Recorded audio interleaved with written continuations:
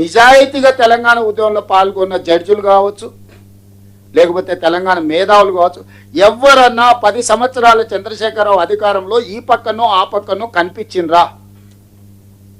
ఎందుకంటే ఆయన ఆలోచన వేరు, ఆయన దృష్టి వేరు, ఆయన చేరుకోవాలనుకుంటున్న మజిలీ వేరు, వీళ్ళందరూ అనుకుంటున్నది వేరు. మరి వాళ్ళిద్దరికి ప్రయాణమే, పడవ ప్రయాణమే పొంతనే లేదు. ఎందుకు రానిస్తాడు? ఆ పడవ ఎందుకు ఎక్కనిస్తాడు? ఆయన ప్రయాణం తప్పు అని చెప్తే ఇంటి తలుపులు బద్దలు కొట్టి తీసుకుపోయి పోలీస్ స్టేషన్లలో పెట్టాడు.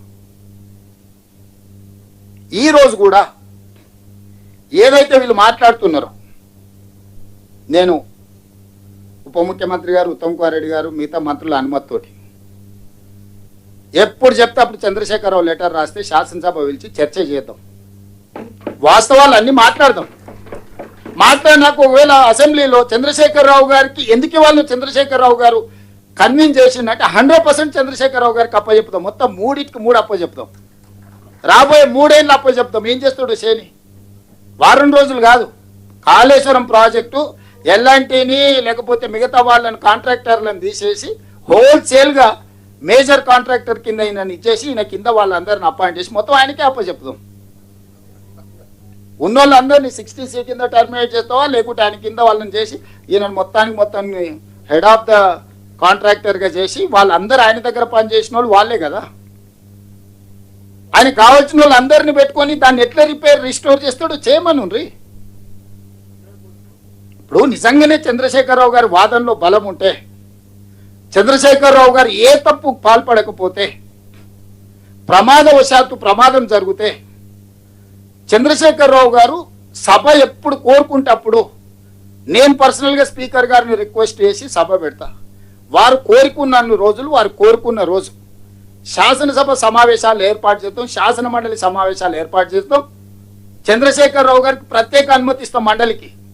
వారు పోయి అక్కడ ఉండి మండలి ఉండే సభ్యులను కూడా, లేకపోతే జాయింట్ సెషన్ పెడతాం ఒకటేసారి. స్పీకర్ గారిని కౌన్సిల్ చైర్మన్ రిక్వెస్ట్ చేసి ఎమ్మెల్సీలు ఎమ్మెల్యేలను జాయింట్ సెషన్ పెట్టి ఈ ప్రాజెక్టు మీద కూలంకషంగా చర్చ చేద్దాం వన్స్ ఫర్ ఆల్.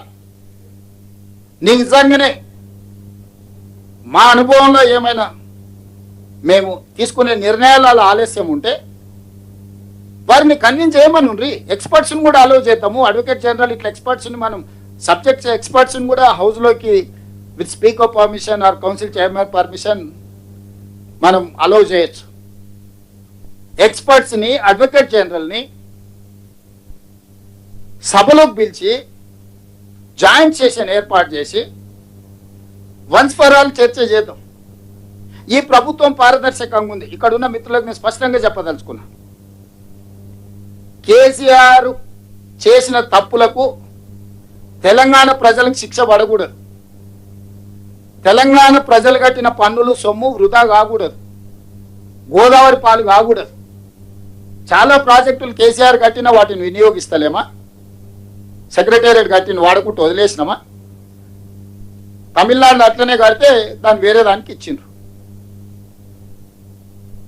ఇంకొకటి ఏదన్నా కేసీఆర్ ఏదన్నా చెప్తే ప్రజలకు పనికొచ్చేది ఉంటే షాదీ ముబారక్ అయినా, కళ్యాణ లక్ష్మి అయినా, రైతు బంధు అని ఆయన పెడితే దాన్ని 2000 పెంచి రైతు భరోసా చేసి ఇంకా పెంచి ఇచ్చినాం కదా. ఇది కూడా ఆయన కోసం కట్టుకుంటే మేము ప్రజల కోసం వాడుతూనే ఉన్నాం కదా. దీన్ని ప్రజాపాలన చేసి ప్రజలకు అందరికి అవకాశం ఇచ్చినాం కదా. ఎవరైనా రావచ్చు, ఎవరైనా పోవచ్చు, ఎవరైనా చూడవచ్చు. అయితే సీతక్క దగ్గర లేకపోతే పట్టణ దగ్గర షాయద్ అయిపోవచ్చు. సమయానికి వస్తే భోజనం కూడా పెడతారు వాళ్ళు.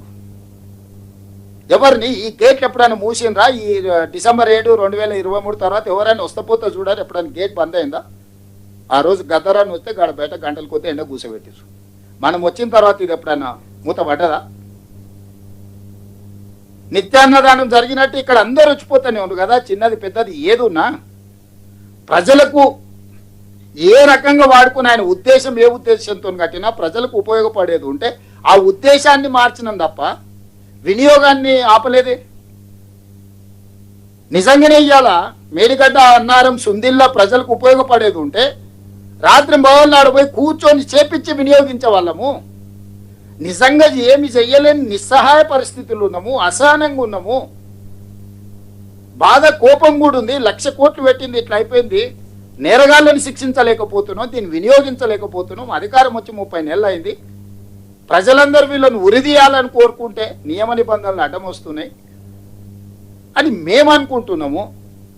కమిషన్ ఇచ్చిన రిపోర్టు నాయస్టీజ్ వెరిటీస్ మన గవర్నమెంట్ ఆఫ్ ఇండియా సిబిఐకి అంతకుముందు కేంద్ర మంత్రి గారు అన్నారు, మాకు అప్పయ్యపురం 48 గంటలలో అందరిని లోపలేస్తామని.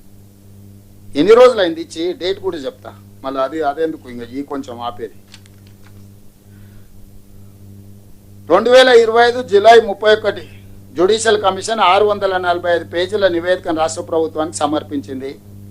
2025 ఆగస్టు 31 అసెంబ్లీలో ఈ నివేదికపై చర్చ జరిగింది. అదే రోజున మేడిగడ్డ అన్నారం సుందిల బ్యారేజ్ల నిర్మాణంలో అవకతవకలు, అవినీతి ఆరోపణలై విచారణకు సిబిఐకి అప్పగించాం. 2025 సెప్టెంబర్ 1వ తేదీన ఈ కేసును సిబిఐకి అప్పగిస్తూ జీవో నెంబర్ 104 రాష్ట్ర ప్రభుత్వం జారీ చేసి మొత్తం ఇచ్చింది. సెప్టెంబర్ పోయి మళ్ళీ సెప్టెంబర్ రానికి వస్తుంది. మరి ఆ నుంచి బయలుదేరి నడుచుకుంటూ వస్తురేమో మా బటన్ అని అడిగి మళ్ళీ ఏమన్నా ఇచ్చి సిబిఐ అధికారులు